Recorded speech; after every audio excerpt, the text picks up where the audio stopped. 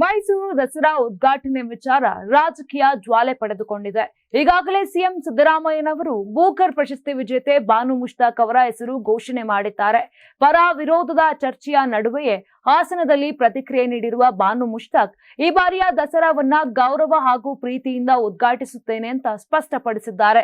ಸಂಪ್ರದಾಯದ ಪ್ರಕಾರವೇ ಉದ್ಘಾಟಿಸಬೇಕು ಎಂದು ಕೆಲವರು ಒತ್ತಾಯಿಸಿದ್ದಾರೆ. ದಸರಾಗೆ ಧರ್ಮದ ಗಂಟು ಹಾಕಬಾರದು ಅಂತ ಮತ್ತೊಂದು ಗುಂಪು ವಾದಿಸುತ್ತಿದೆ. ಈ ಹಿಂದೆ ಸಾಹಿತ್ಯ ಕಾರ್ಯಕ್ರಮವೊಂದರಲ್ಲಿ ಕನ್ನಡವನ್ನು ಭುವನೇಶ್ವರಿ ತಾಯಿಗೆ ಹೋಲಿಕೆ ಮಾಡುತ್ತಿರುವುದಕ್ಕೆ ಬಾನು ಮುಷ್ತಾಕ್ ಅವರು ಆಕ್ಷೇಪವನ್ನ ವ್ಯಕ್ತಪಡಿಸಿದ್ರು. ಈ ವಿಡಿಯೋ ಈಗ ವೈರಲ್ ಆಗಿದೆ. ಹಾಗಾದರೆ ಚಾಮುಂಡೇಶ್ವರಿಗೆ ಪುಷ್ಪಾರ್ಚನೆ ಮಾಡುತ್ತಾರೆಯೇ, ದೀಪ ಬೆಳಗ್ಗೆ ಆರತಿ ಮಾಡುತ್ತಾರೆಯೇ ಎನ್ನುವ ಬಹಿರಂಗ ಚರ್ಚೆಯು ಆರಂಭವಾಯಿತು.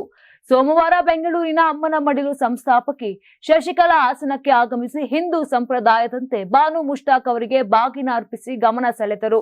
ಈ ಸಂದರ್ಭದಲ್ಲಿ ಮಾತನಾಡಿದ ಬಾನು ಮುಷ್ತಾಕ್ ಅವರು, ಬಾಲ್ಯದಲ್ಲಿ ನಾನು ತಂದೆ ತಾಯಿಯ ಜೊತೆಯಲ್ಲಿ ಜಂಬೂ ಸವಾರಿ ನೋಡಲು ಹೋಗುತ್ತಿದ್ದೆ. ಈಗ ನನಗೆ ಈ ಹಬ್ಬದ ಉದ್ಘಾಟನೆ ಆಹ್ವಾನ ಬಂದಿದೆ. ಇದು ಸಂತೋಷದ ವಿಷಯವಾಗಿದೆ.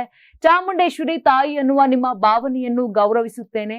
ಅನೇಕರು ದಸರಾವನ್ನ ನಾಡ ಹಬ್ಬ ಎನ್ನುತ್ತಾರೆ. ಅದನ್ನು ಕೂಡ ಗೌರವಿಸುತ್ತೇನೆ. ನಾಡ ಹಬ್ಬವನ್ನು ಚಾಮುಂಡೇಶ್ವರಿ ತಾಯಿ ಎಂದು ಕರೆಯುವುದು ನಮ್ಮ ಸಂಸ್ಕೃತಿಯ ಒಂದು ಭಾಗವಾಗಿದೆ. ಹೀಗಾಗಿ ನಾನು ಕೂಡ ಪ್ರೀತಿಯಿಂದ ಪಾಲ್ಗೊಳ್ಳುವ ಹಬ್ಬವಾಗಿದೆ ಅಂತ ಹೇಳಿದ್ರು. ಇನ್ನು ವೈರಲ್ ಆದ ಅವರ ವಿಡಿಯೋ ಬಗ್ಗೆ ಪ್ರತಿಕ್ರಿಯೆ ಕೊಟ್ಟಂತ ಬಾನು ಮುಷ್ತಾಕ್ ಅವರು, ಅಖಿಲ ಭಾರತ ಕನ್ನಡ ಸಾಹಿತ್ಯ ಸಮ್ಮೇಳನದಲ್ಲಿ ಮುಸ್ಲಿಂ ಸಾಹಿತಿಗಳಿಗೆ ಪ್ರಾತಿನಿಧ್ಯತೆ ನೀಡಿಲ್ಲವೆಂಬ ಕಾರಣಕ್ಕಾಗಿ 2023ರಲ್ಲಿ ನಡೆದ ಜನ ಸಾಹಿತ್ಯ ಪ್ರತಿರೋಧ ಸಮಾವೇಶದಲ್ಲಿ ನಾನು ಮಾಡಿದ ಭಾಷಣದ ಪೂರ್ಣ ಪಾಠವನ್ನ ಕೊಟ್ಟಿದ್ದೇನೆ. ಕನ್ನಡ ಭಾಷೆ, ಸಾಹಿತ್ಯ ಮತ್ತು ಅಲ್ಪಸಂಖ್ಯಾತ ಮುಸ್ಲಿಮರ ಕನ್ನಡದ ನಂಟು ಹಾಗೂ ಪರಕಿತೆಯನ್ನ ನಾನು ಚರ್ಚೆ ಮಾಡಿದ್ದೇನೆ. ಅದು ಆ ಸಭೆಯ ಪ್ರಮುಖ ಚರ್ಚಾ ವಿಷಯವಾಗಿತ್ತು ಅಂತ ಸ್ಪಷ್ಟನೆಯನ್ನ ಕೊಟ್ಟಿದ್ದಾರೆ. Karibasaveshwara agri India private limited ರವರ ನಂಬರ್ 1 ಸ್ಪ್ರಿಂಕ್ಲರ್ ಪೈಪ್.